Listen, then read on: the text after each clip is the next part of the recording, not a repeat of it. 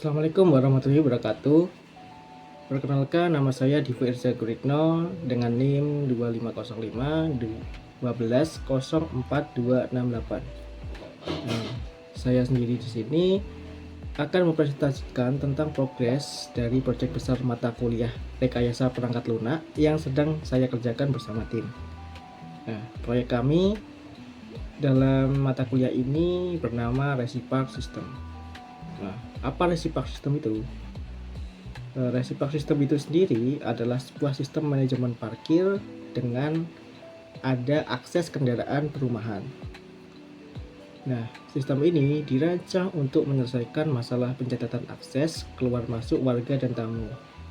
Juga tersedia untuk memanajemen area parkir agar tidak over capacity, serta otomatisasi pencatatan pelanggaran dan denda parkir yang terintegrasi dengan fitur auto blacklist. Aplikasi ini juga dikembangkan atau akan dikembangkan berbasis web untuk memudahkan interaksi antara warga, spam, dan pengelola perumahan.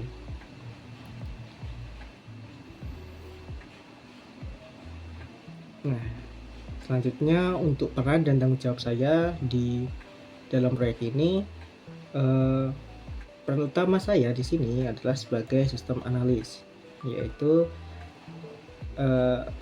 orang yang merancang sistem untuk memudahkan programmer dalam membuat sistemnya.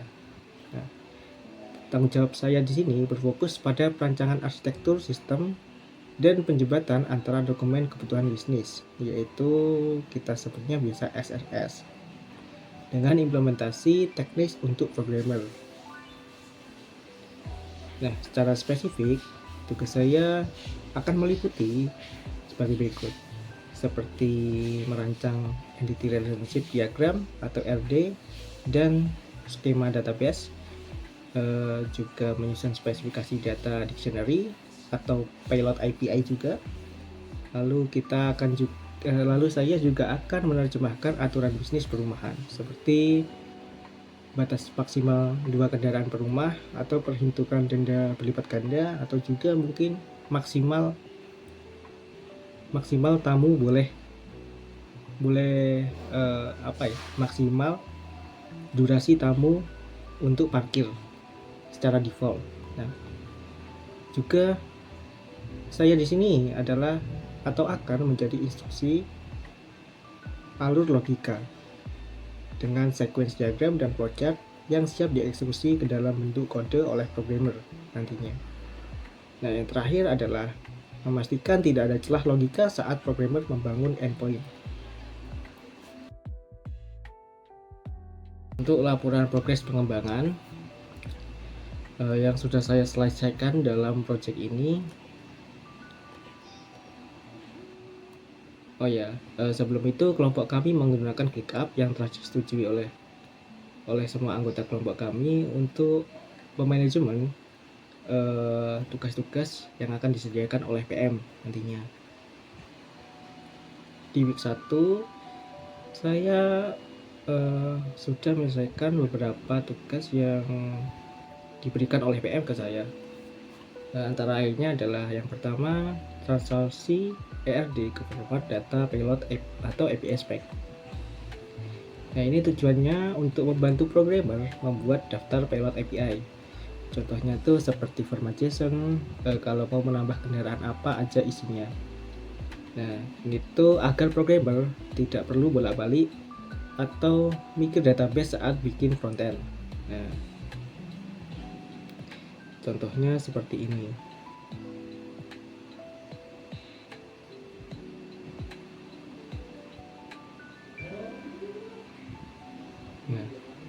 Sini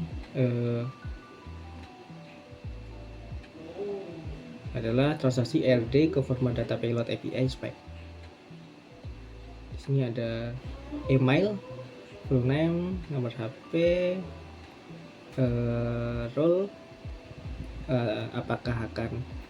apakah yang masuk itu tamu atau yang login itu tamu, atau nggak bisa tamu sih, apakah yang akan login itu pengelola atau admin atau penjaga atau penjaga parkir atau mungkin warga yang ada di perumahan tersebut. Terus juga harus menginputkan rumahnya, nomor rumah atau ID rumah. Nah, ini juga ada karena tadi ada ERD-nya. Di sini saya juga membuat ERD berdasarkan receiver system atau SRS yang sudah dibuat. Nah, di sini di dalam objek rumah, di sini tersedia string ID, ada host number, ada alamat, ada blok, ada status, ada create add dan update add. Nah, lalu di sini juga ada resident, yaitu memiliki elemen ID, user ID, host ID juga, relationship dan register. Resident itu mungkin sama seperti RT. Nah, untuk parking area sendiri, di objek parking area memiliki elemen ID, name, type, capacity, current occupancy, dan status, create add dan update add. Dan yang lain-lainnya juga sudah tersedia di sini, sudah saya kerjakan dan sudah sesuai dengan SRS-nya. Nah, untuk selanjutnya di sini juga tersedia sistem desain. Sistem desain ini juga sebenarnya sudah dibuat dari minggu sebelumnya. Nah, di sini tersedia daftar isi yang berada di sistem desain ini berupa use case design atau use case diagram, activity diagram, sequence diagram, class diagram, entity relationship diagram atau yang kita biasa sebut ERD, lalu state machine diagram, desain arsitektur, desain API, dan UI prototype. Nah, untuk use case diagram sendiri, kita di sini ada beberapa subgroup aktor, yaitu ada admin, satpam, warga, dan pengelola.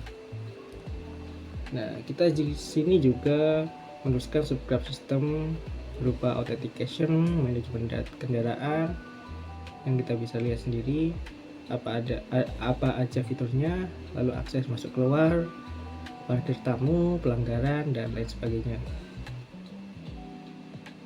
Di sini juga ada daftar use case. Nah, daftar use case ini untuk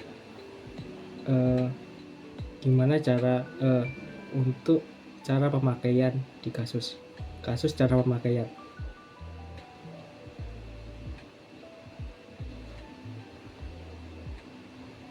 Sini juga sudah tertera use case-nya. Lalu ada activity diagram. Di sini activity diagram itu diagram untuk menampilkan alur dari aktivitas. Nah, aktivitasnya itu beragam, mulai dari registrasi, validasi plat nomor, atau cek kuota kendaraan, akses masuk kendaraan. Di sini juga tersedia activity diagram. Activity diagramnya itu juga adalah diagram yang menampilkan atau memberitahukan gimana alur dari sebuah aktivitas yang bisa dilakukan dalam sistem tersebut. Misalnya seperti activity diagram registrasi kendaraan warga, berarti diagram ini menjelaskan tentang bagaimana aktivitas atau alur aktivitas registrasi kendaraan oleh warga, misalnya itu.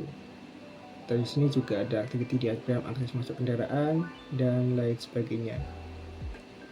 Oke, kita lanjut. Di berikutnya ada sequence diagram. Nah, sequence diagram ini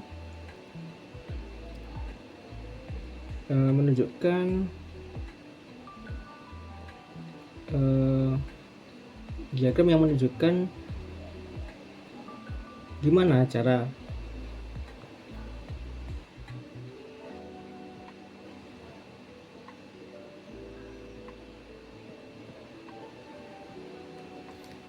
Di sini juga tersedia sequence diagram. Sequence diagramnya di antara lain juga ada login, juga ada saat sequence diagram registrasi kendaraan, dan yang lain-lain juga.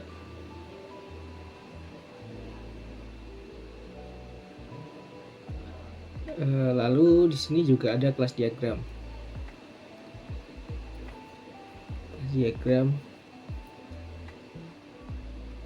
Ada diagram kelas lengkap di sini. Ada kelas user. Kelas user itu ada apa aja variabelnya, di sini juga tertulis. Kelas admin, siapa aja, kelas warga, dan lain-lainnya.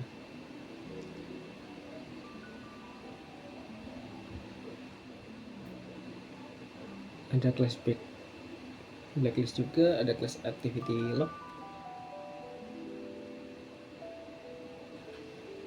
Di sini juga tertulis detail atribut class. Ada dari user, ada vehicle, access record, violation, blacklist. Lalu di sini kita masuk ke entity relationship diagram atau RD lengkap.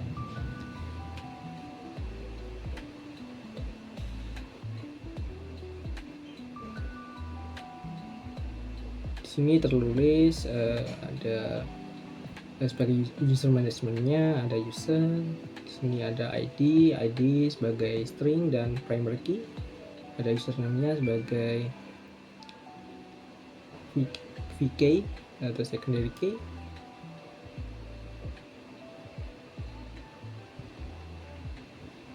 Oke, kita akan masuk entity relationship diagram. Di sini ada RD atau entity relationship diagram lengkap. Lalu ada yang pertama user management. Di sini terus user, ada string ID sebagai primary key, string username, VK, string password, email, VK, dan lain sebagainya. Di sini juga ada property management seperti rumah, residence, vehicle. Juga ada vehicle management, sama saja, dan lain sebagainya.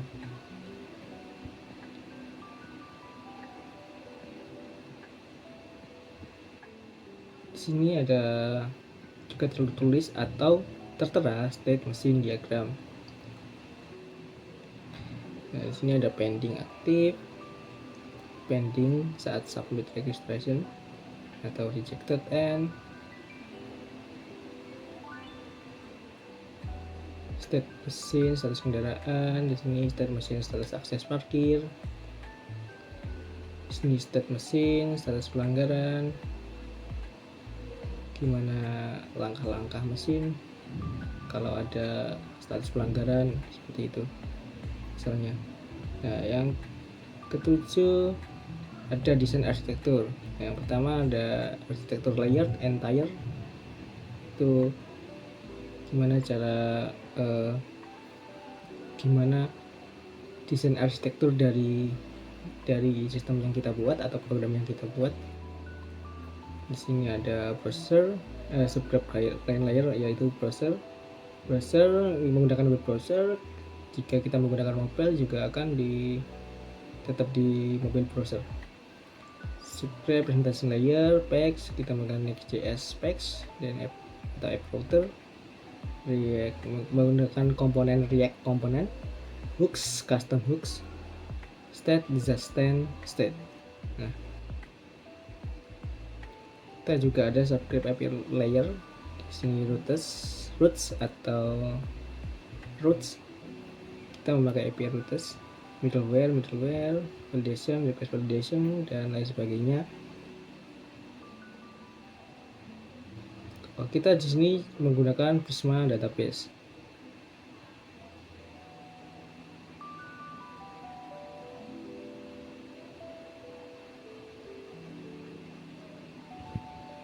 Juga menggunakan infrastruktur database SQLite database dengan repository Prisma tadi ya. Oke, di sini juga ada struktur folder di mana login register, masuk ke out, dashboard, ada admin, satpam warga, lalu ini dan sebagainya. Juga ada di sini deskripsi layer, client, browser, mobile, page component hooks, ya, itulah sebagainya. Cross cutting concerns juga ada di sini.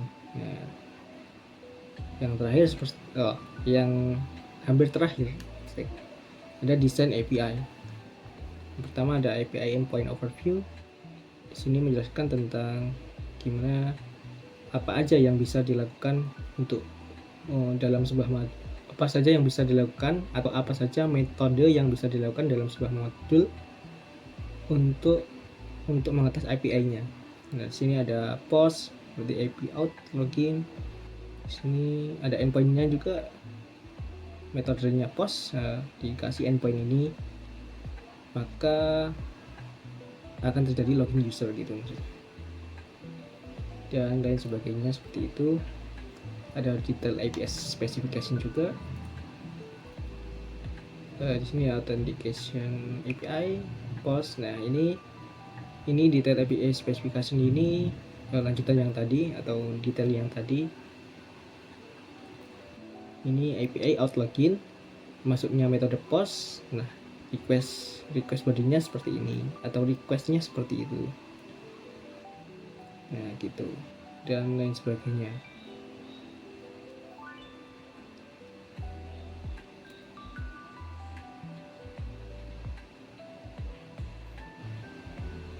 Seperti API. Yang terakhir adalah UI prototype atau panduan dalam desainer UI UX menyusun UI UX-nya. Nah, di sini ada login page, di sini harus ada sistem parkir perumahan, namanya, terus username, password, login, dan lupa password.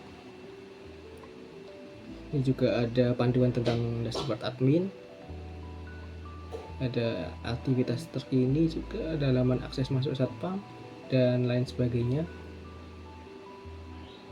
Oke. Ini juga ada tools yang digunakan dalam menyusun dokumen ini. Tuh.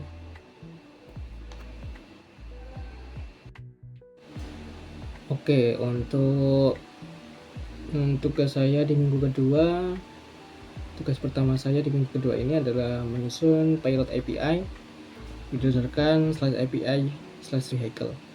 Nah, tugas saya deskripsinya tuh seperti menuliskan specification untuk request pendaftaran kendaraan dan respon errornya bagaimana. Nah, itu harus berdasarkan rancangan error respon format yang sudah tersedia tadi di sistem desain. Nah, mungkin seperti ini karena vehicle-nya atau pilot API-nya saya tulis di rancangan di kode atau saya upload di GitHub, maka saya akan saya dokumentasikan dengan tangkapan kode snap seperti ini. Nah, untuk yang selanjutnya ada di sini juga ada tugas saya yang kedua adalah validasi bisnis flow kendaraan. Nah, tugas saya di sini adalah memastikan alur pendaftaran sesuai dengan yang tertera di SRS dalam FL KND 001 hingga FR KND 006. Nah, itu saya juga membuatkan flowchart kecil atau catatan khusus untuk programmer mengenai cara memvalidasi format plat nomor Indonesia. Contoh B1234 ABC dan logika pengejakan kuota maksimal 2 kendaraan per rumah. Contoh dokumentasi yang saya buat atau flowchart yang saya buat seperti ini.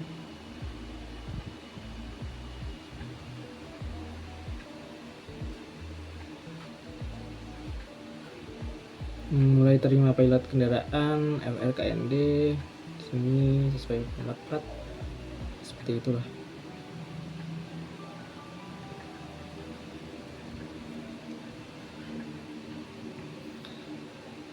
Di minggu ketiga, tugas pertama saya adalah, kita cek dulu, saya juga sudah mengerjakan atau menyelesaikan tugas saya di minggu ketiga ini sebagai SA. Untuk yang tugas pertama adalah detail alur pengecekan slot dan backlist. Di sini saya ditugaskan untuk menyusun logika urutan pengecekan input plat, cek data kendaraan, cek status backlist, lalu cek kapasitas area, lalu alokasi slot. Nah, saya harus memastikan alur ini dipahami programmer agar tidak ada langkah yang terlewati. Nah, dokumentasinya seperti ini, ada flowchartnya untuk mengetahui alur programnya atau alur sistemnya bagaimana. Di sini juga ada developer notes untuk developer agar diperhatikan urutan pengecekannya step by step.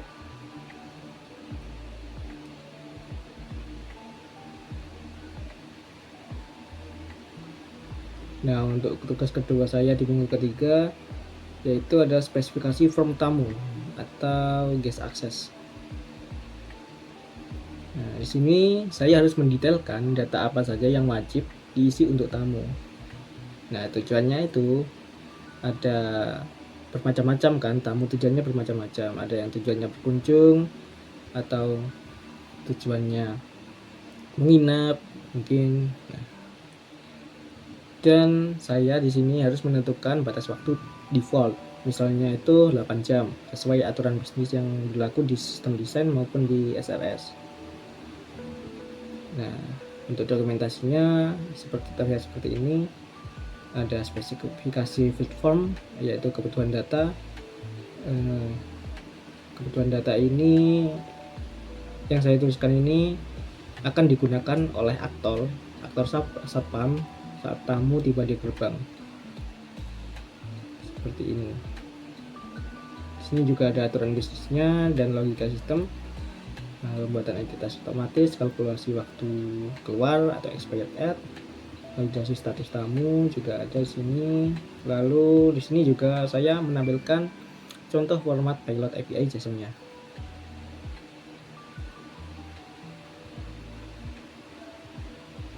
Gitu.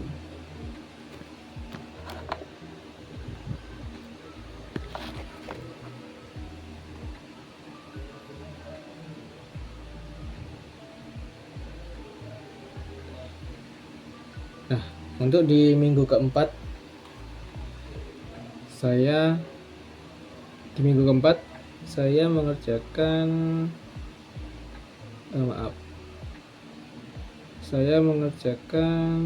dua tugas juga sama. Yang pertama adalah finalisasi alur sequence dan pencatatan pelanggaran atau finalisasi alur sequence pencatatan pelanggaran. Nah, di sini saya akan memandu programmer agar alur kodenya itu sesuai persis dengan sequence diagram 3.4 di SLS atau sistem desain. Nah, yaitu langkah-langkahnya yaitu input pelanggaran, hitung denda dasar, cek multiplier history, simpan, dan lalu cek syarat auto blacklist. Nah, di sini juga ada dokumentasi yang sudah saya siapkan. Di diagram alur pencatatan pelanggaran di sini. Ini juga ada finalisasi alur pencatatan pelanggaran. Nah, ada developer note-nya lagi nih untuk detail logika berlangkah atau step by step-nya. Sini langkah 1 input pelanggaran, validasi data, lalu seperti itu dan sebagainya.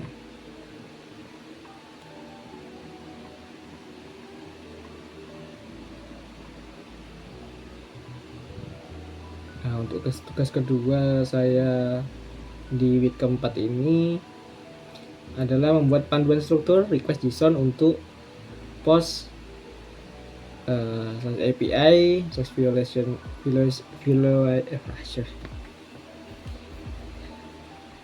spesifikasi API point pelanggaran.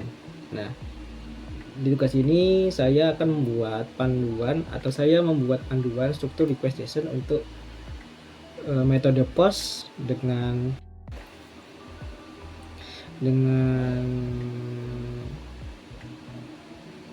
API metode post. Di spesifikasi API endpoint pelanggaran ini saya ditugaskan untuk membuat panduan struktur request JSON untuk metode post dengan API slash violation dan post dan metode post dengan API slash blacklist. Nah, di sini juga seperti ini, ada spesifikasi API pelanggaran dan blacklist,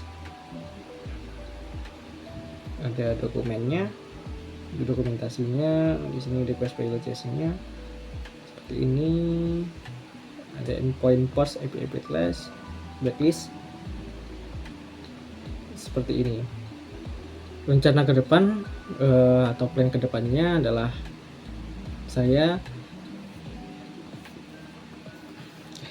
rencana ke depan atau target ke depannya adalah menyusun skenario user acceptance testing atau UAT berdasarkan use case yang ada.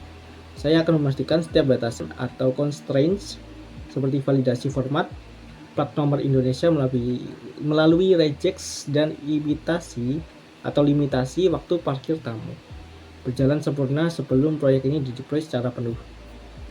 Nah, untuk analisis teknis dan tools, sebagai sistem analis berkelas tools utama saya menggunakan beberapa tools yang selanjutnya. Untuk analisis teknis dan tools, sebagai sistem analis berkakas atau tools utama yang saya gunakan tidak sebatas kode melainkan perangkat pemodelan sistem. Nah, beberapanya itu adalah Mermaid.js yang saya gunakan untuk mengonversi rancangan arsitektur dan alur program ERD saya, seperti flowchart juga, sequence juga. Nah, itu ke dalam bentuk kode teks diagram as a code gitu. Nah, untuk selanjutnya adalah Prisma Scheme. Saya merancang arsitektur data secara langsung di dalam file skema.